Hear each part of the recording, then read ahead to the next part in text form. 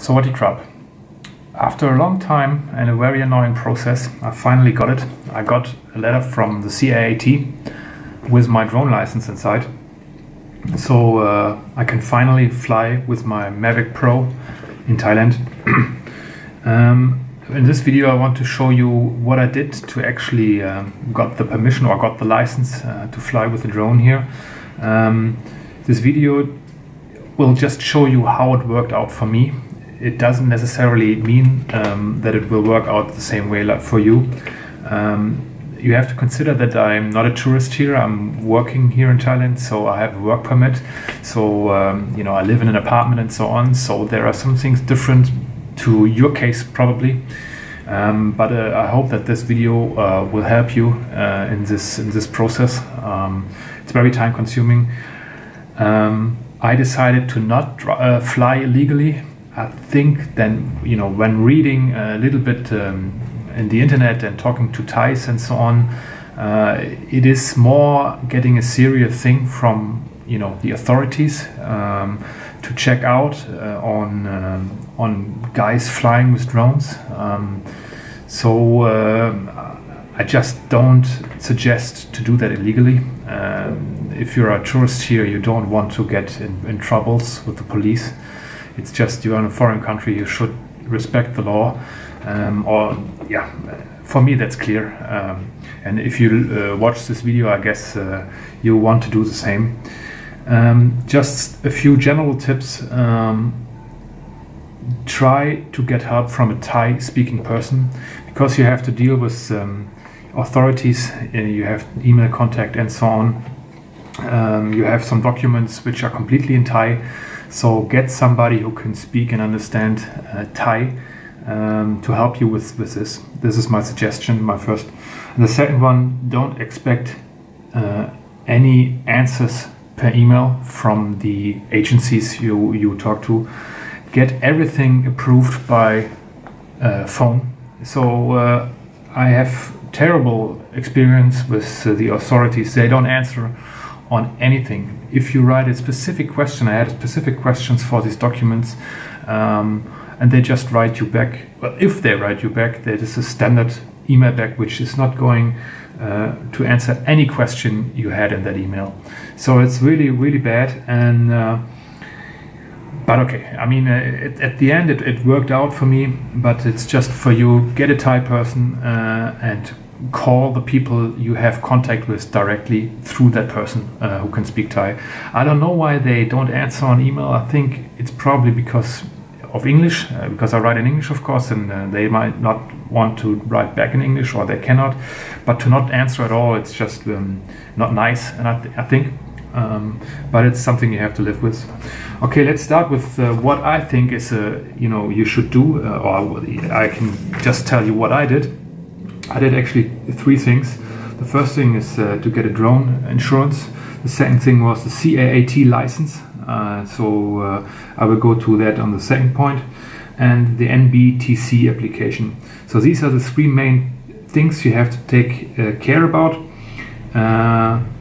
And let's start with the first thing, the insurance.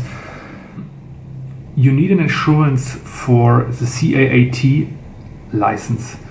I will come to that later. The sum insured needs to be over 1 million Thai baht per occurrence.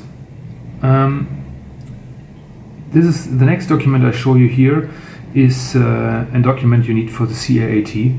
And I just want to show you where that is in. You should read this document, of course. All documents are linked under the video. Here you see under Article 8, the person who controls or launches the unmanned aircraft under Article 6 shall submit an application for registration to the Director General of the Civil Aviation Authority of Thailand, that's the CAAT, along with the following documents. And then you see under point 4 a copy of the insurance policy which covers damages caused to the body, life and properties of the third parties, and also the minimum sum insured is not less than 1 million Thai baht. So that is the reason why you need an insurance. Otherwise you will not get the license. So that's the thing you have to do first. get the insurance for your drone. And I can just tell you which insurance I took. I took the insurance from the International Drone Racing Association. That is an insurance which I think is quite new. I saw this through the number they gave me. It was a very low number, so there are not many people, like 3 months ago, insured. But I think they're just starting with this. It's a new topic, new insurances. And the sum insured for that insurance is $1 million US. I don't want to make any advertisement for that insurance. I would just want to tell you that worked for me. So the Thai authorities accepted that insurance. So I used the IDRA insurance and it worked for me. For the preparation for that video, I looked on the page again, and on the IDRA web page, a home page, and I saw that they have only 2 options now. They had 3 options in the past, so I didn't pay $265 a year. I paid $165 actually, and so they changed it. I don't know why. So you only have the option for $265, which I think is extremely expensive. But that's up to you, of course. And the difference to my policy was that I had a drone limit of 2, and you see here you just have no drone limit for $265. I don't know why they don't have the 165 anymore. I cannot tell you, but I think, of course, I mean, if you go for holidays here to Thailand and then you just pay $265 for one insurance, I think that's insane. If you have other insurances for Thailand specific, I heard that there are that there are some insurances which you can use specifically for Thailand. I also have to consider this because this insurance for 1 year, and then after that 1 year I need to have another insurance. I will not pay $265, that's for sure. So I'm thinking about to get this Thai specific insurance after 1 year, but I have no clue about which one. Yeah, I can just give you the insurance here for the certificate of the insurance from the IDRA. You see here, so it's for 2017. It's my DJI Mavic Pro, occurrence $1 million US. So that's fine. So the document I also sent to the Thai agency. I don't know how good this insurance is. I mean, I don't want to make advertisement for that. It's just telling you that it's working with this one, and how good an insurance is. You normally see if you have something, some claims right there. You will finally see if if they pay you out or not. So I cannot tell you if it's good or bad. It's just working. Now we come to the second point here, the CAAT. The CAAT is the Civil Aviation Authority of Thailand. You need to send them 2 documents. That is, 2 documents you need to fill out. It's a UAV registration document and the consent of the disclosure of personal information document. The first one is just for your aircraft, for your drone, to the registration, so all the information are on there. And the second one is for them to check out if you have any criminal history in Thailand. And then additionally to this, you need a copy of your passport and a copy of your insurance certification. And the good thing is that you can send a per email. That I think is very nice. But again, my advice here is send it to them and get an approval that they got it per telephone. I send it to them, no answer. Then I have somebody call them, and then they say, okay, here, this email, okay, yeah, we got it. And then you can tell them, please give me a confirmation.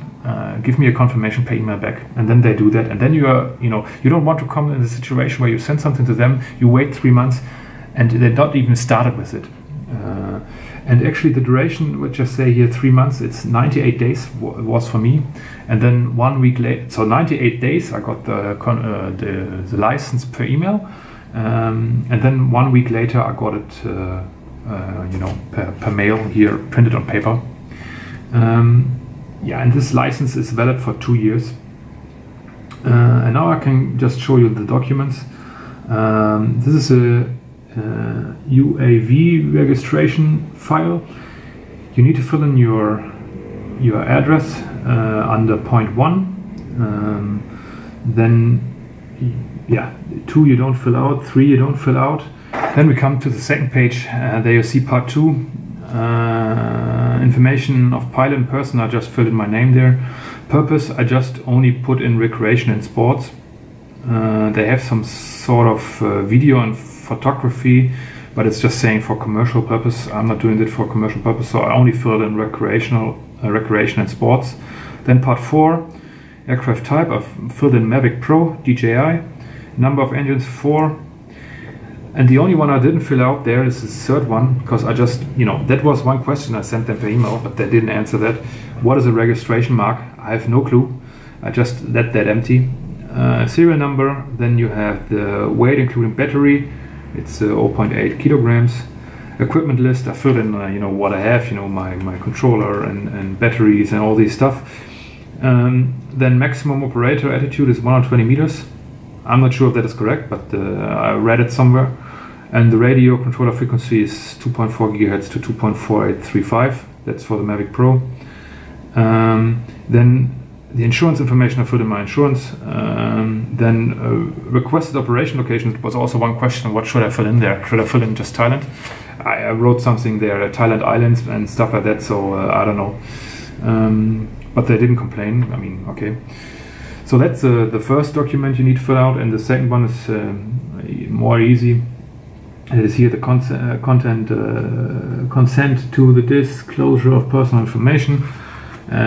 You fill in your name again there,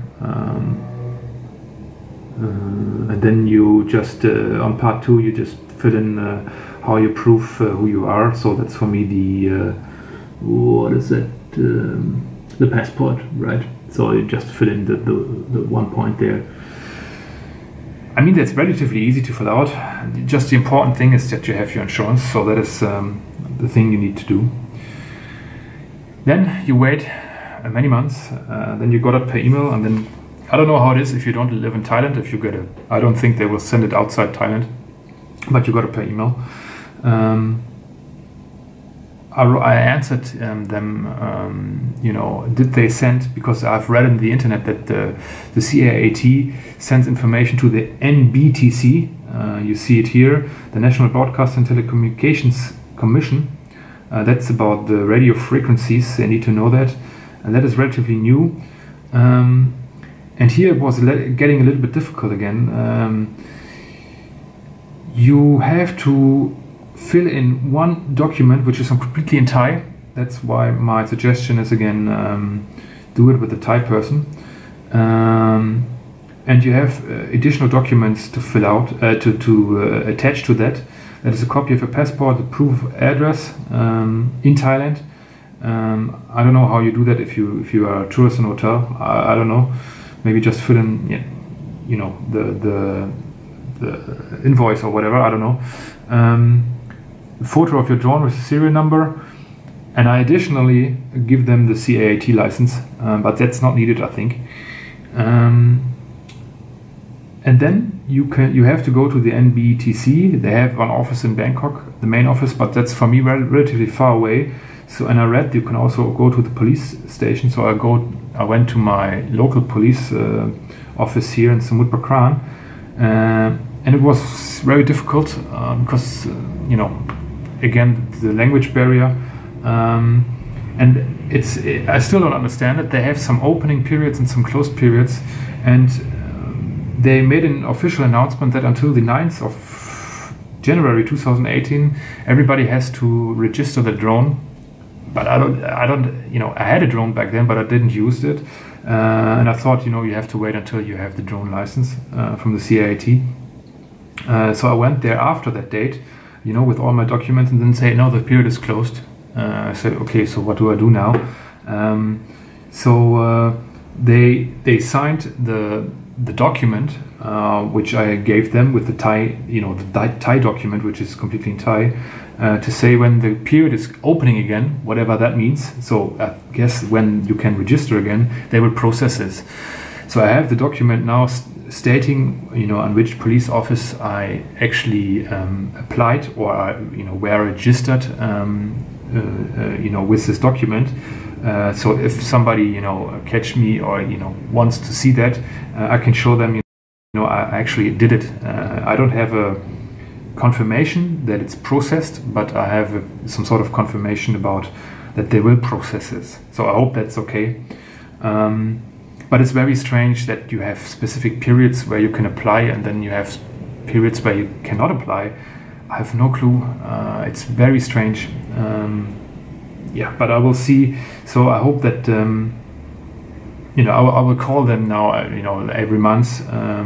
To say if it's did you do something with it, or I have to. I want to have something official, document.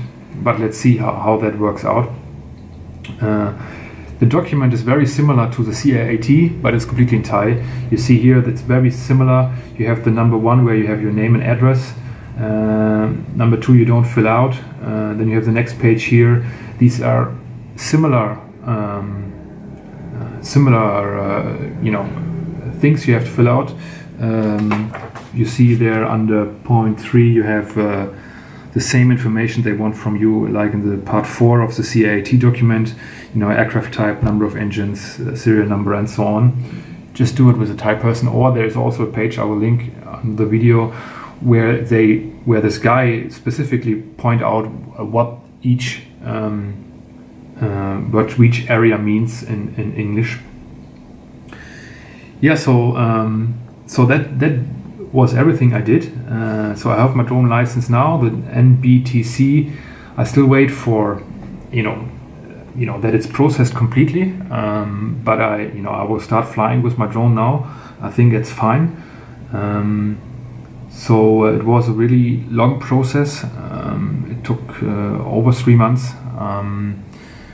But the good thing is it's except for the insurance, it's completely free. So I didn't need to pay anything. But yeah, still my advice is to do it with a Thai person, because otherwise you never know if really something is happening or not. So if this video helps you, I'm happy. Please, you can also write under the email, under the video, if you have some Thai insurances already. So that would be nice to hear from you. Thank you.